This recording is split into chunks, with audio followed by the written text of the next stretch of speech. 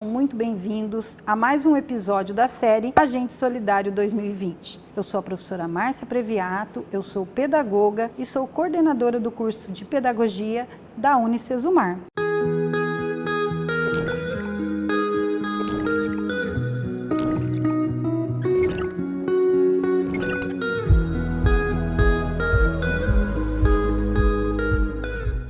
Eu vou falar um pouquinho com vocês sobre o problema que nós estamos vivendo, mundialmente, que é o coronavírus, e essa questão das crianças estarem em casa. Nós precisamos saber que a criança não tem muita noção, principalmente os pequenos, desse isolamento social. Então nós precisamos ter muita paciência e muito equilíbrio emocional para lidar com essa situação. As crianças precisam se envolver em atividades domiciliares e, para isso, os pais precisam aprender a lidar com essa situação.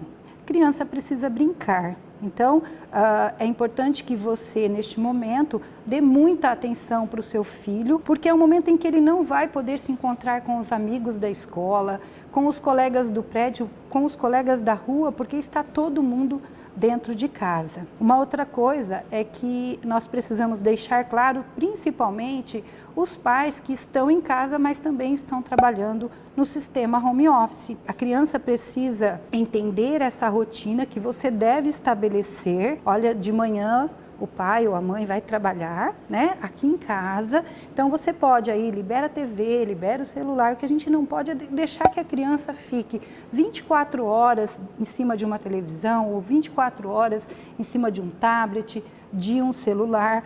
Por isso nós pais, vocês pais, precisam sim envolvê-la em atividades. É o momento de você se dedicar a brincar um pouquinho mais com seu filho, a ler uma história para ele, a criar uma rotina, até porque a gente não sabe quanto tempo vai durar isso, E depois você vai mostrar para ele, quando acabar tudo isso, que a rotina vai mudar. Então estabeleça um horário para ela acordar, estabeleça um horário para o café, um horário para o almoço, um horário para brincar, um horário para assistir televisão.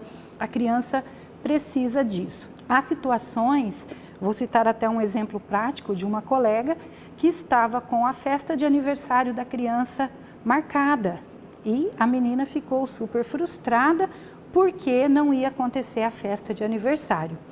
A mãe entrou em contato com todas as outras mães pedindo que cada coleguinha fizesse um vídeo e essa menina recebeu o vídeo de todos os coleguinhas, dando feliz aniversário. Então, assim, foi um momento em que a criança ficou frustrada, mas que a mãe arrumou uma solução. Foi lá e pediu para que as outras crianças fizessem um vídeo. Então, assim, nós, enquanto mães, vocês, enquanto mães, enquanto pais, nós precisamos criar estratégias para fazer com que a nossa criança também passe por tudo isso que está acontecendo sem sofrer, sem que ela mude de postura, deixe de ser realmente a criança que ela é. Então esse apoio dos pais, esse equilíbrio emocional dos pais é muito importante.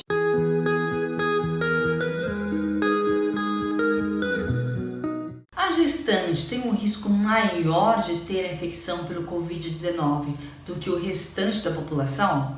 Bom, meu nome é Geisa Luz, sou enfermeira, consultora científica em doenças raras e graves, professora do curso de medicina do Unicesumar. Os estudos até agora realizados, mas a experiência de outros países com o Covid-19 nos mostram que a gestante tem um risco parecido que o restante da população saudável. Portanto, ela não entra no grupo de risco. É necessário que tome as mesmas medidas de prevenção, como lavagem das mãos com água e sabão, o uso do álcool em gel para a higienização das mãos, evitar ambientes com aglomerações, manter os ambientes ventilados e não compartilhar objetos pessoais. Em caso de sintomas gripais, é necessário comunicar o obstetra que acompanha o pré-natal dessa gestante. Sendo assim, esse obstetra, esse médico, vai orientar se há necessidade de buscar um serviço de saúde ou não. Portanto, é necessário saber que Se houver a exacerbação desses sinais, como febre, taquicardia, um cansaço extremo, dificuldade de respirar, essa gestante precisa buscar um serviço de saúde de emergência, como o SAMU, como a UPA, por exemplo. Deste modo, a gente entende que a gestante tem os mesmos riscos e as medidas devem ser efetivadas na vida das gestantes como de outra população. Então deixo aqui meu recado, espero ter contribuído com vocês e o meu grande abraço. Bom, depois de termos visto um pouquinho, né, sobre o que fazer com as crianças que estão dentro de casa, dentro desse isolamento social, vamos conhecer um pouco agora como ficará a economia, como é que a gente tem que se atentar a esse item com o professor Silvio Castro. Olá pessoal, sou o professor Silvio Castro e hoje tenho o privilégio de estar aqui com o professor Sidney, doutorando em fase final da Unicamp em Economia. Estou aqui com também doutorando em fase final na sua tese de Economia aqui na Universidade Estadual de Maringá. E nós vamos falar um pouquinho sobre os efeitos do coronavírus na nossa economia. Primeiramente, professor Sidney, o porquê o coronavírus tem afetado o valor de uma ação e, de forma geral, a Bolsa de Valores? Qual é a relação do coronavírus com a ação que é comercializada numa Bolsa de Valores? Bom, Bolsa de Valores, nós temos empresas de todos os ramos de atividade econômica. E essas empresas, elas, no momento de expansão econômica, verificam a valorização dessa unidade, né, que é a menor unidade de uma empresa que nós chamamos de ação. E no ano de 2020, os 3 primeiros meses do ano, nós estamos verificando, né, o valor da ação derretendo, literalmente derretendo. Isso não é só no Brasil. E por que isso ocorre?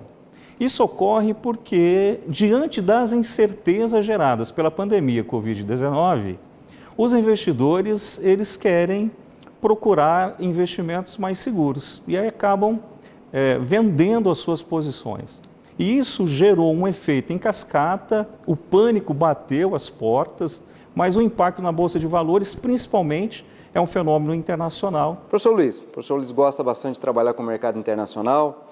Fora a questão do coronavírus, existe algum outro aspecto mundial, algo que tem influenciado a questão do dólar ou até mesmo a questão da Bolsa de Valores? Certamente, professor. E a gente tinha outras tensões internacionais. Então, nós tínhamos a tensão comercial entre China e Estados Unidos. Então, já era uma tensão que vinha acontecendo, influenciando a Bolsa já em 2019. A gente já teve vários problemas na Bolsa de Valores brasileira quando saía alguma notícia nesse sentido. A própria tensão de uma iminente guerra entre Irã e Estados Unidos. E mais recentemente, em março agora, nós tivemos uma guerra comercial também, só que no petróleo, entre a Arábia Saudita e Rússia. Então pode dizer que algumas coisas convergiram para esse momento. E no nosso dia a dia, do empresário que está no interior do Brasil, como isso afeta o dia a dia dele? As contenções realizadas, né, as medidas médicas de contenção são necessárias porque a vida humana ela não tem preço. Mas, de fato, nós estamos diante de um cenário em que o comércio global e o comércio local ele vai reduzir muito. Hoje nós estamos escolhendo entre achatar a curva de distribuição do Covid-19 e salvar vidas, ou a gente olhar o lado econômico e acontecer uma aceleração tal qual igual na Itália. Então, se nós não fizermos as medidas de contenção, as coisas podem se agravar. Ou seja, é sério, a situação é séria. Muito séria, muito reforçando até, né? Porque a gente obviamente está tendo uma redução na demanda, só que alguns problemas eles são de oferta, né? Um dos principais problemas são de oferta, porque como você estrangulou a oferta de diversos produtos, por exemplo, a China ficou parada, a China é a indústria do mundo, várias cadeias produtivas do mundo dependem da China. Então esse período que a China ficou sem produzir, estrangulou a oferta de várias cadeias produtivas no mundo inteiro. Sim. Vocês acham, e eu gostaria da fala dos dois, que o governo brasileiro, ou o Estado de forma geral, ainda está muito tímido em relação às ações? Ou vocês acham que não, realmente ainda está no patamar de se olhar e se medir melhor o que está ocorrendo? No Brasil, o Conselho Monetário Nacional, ele liberou de forma emergencial que 3 trilhões e 200 bilhões de empréstimos de pessoas físicas e pessoas jurídicas possam ser escalonados, né? As pessoas podem utilizar a modalidade aí de renegociar. Então, várias ações estaduais, no âmbito municipal e do governo federal, vão, né, ao longo do tempo, dar uma amenizada nesses efeitos, impactos negativos. Bacana. Professor Luiz? Reforço mais uma vez a necessidade de um esforço talvez um pouco maior na oferta também, principalmente depois que começar a se normalizar. Também há uma necessidade de se pensar nesse futuro próximo, eu espero, para que a gente consiga recuperar. E as ações voltadas para a oferta, elas também vão ser importantes. Para a gente fechar, pode-se dizer que um cenário igual esse na história mundial a gente não teve com essas características? Não, afetando simultaneamente o comércio, prestação de serviço e a indústria, não. E afetando inclusive a oferta, né? Dos dois lados, né? A demanda e a oferta com a mesma magnitude, eu acredito que não tenha nada na história da humanidade, não. É isso aí. Pessoal, quero agradecer demais a presença do professor Sidney Silvério, professor Luiz Paloski, nossos professores aqui da casa. Pessoal, um abraço, fiquem com Deus. Até mais. Tchau. E se você gostou do nosso programa, se inscreva no nosso canal, dê seu like, ative o sininho. Aguardamos vocês no próximo episódio.